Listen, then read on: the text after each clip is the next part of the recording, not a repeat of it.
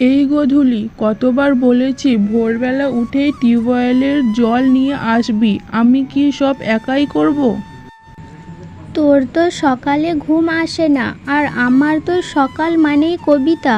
যখন উঠে সূর্য আমি ঘুমাই আরেকটু গুছিয়ে। তোকে তো আমি একদিন কবিতার বই নিয়েই মারব, দেখ।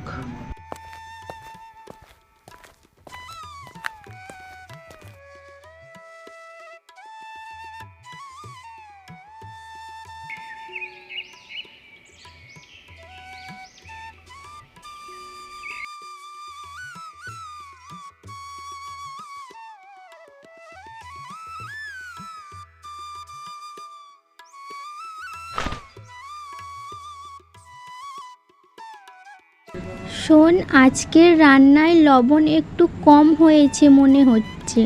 তুই আগে রান্না কর একদিন, তারপর বিচার করিস। পাস্তার সাথে ঝোল খেতে গেলে তো রাজভোগও ফিকে লাগে।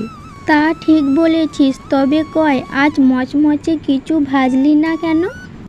তেল শেষ, বলেছিলাম তো বাজারে যেতে হবে।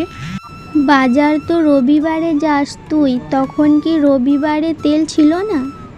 তেল ছিল, কিন্তু তুই তো কলার ভর্তায় সব ঢেলে দিলি, মনে নেই?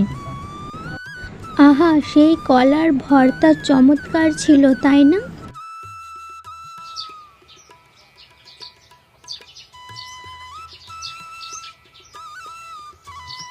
শিউলি, আমরা না যদি আলাদা আলাদা থাকতাম কেমন হতো বল?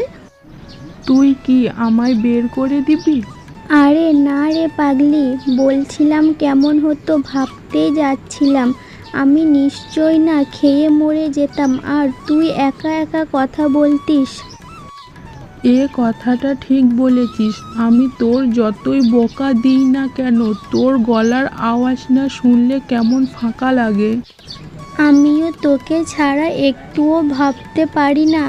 তোর ঝাঁঝও ভালো লাগে জানিস।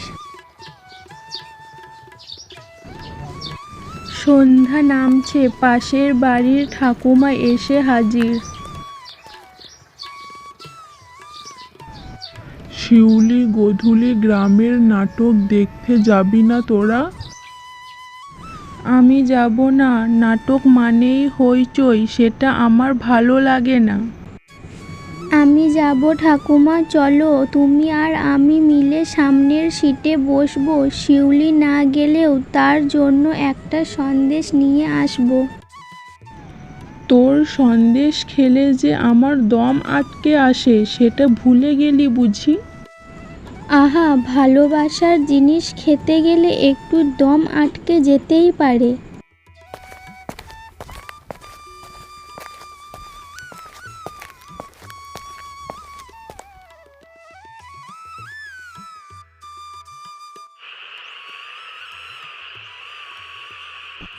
রাতের খাওয়া শেষ, দুই বোন খাটে বসে গল্প করছে।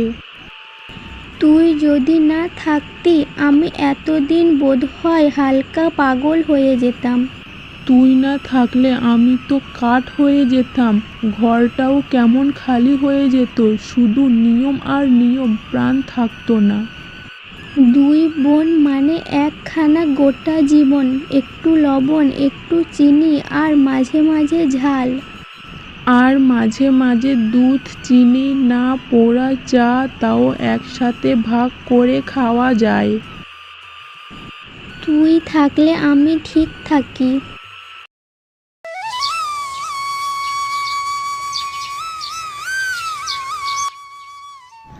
আজ বাইরে কাপড় মেলবি, ভুলিস না।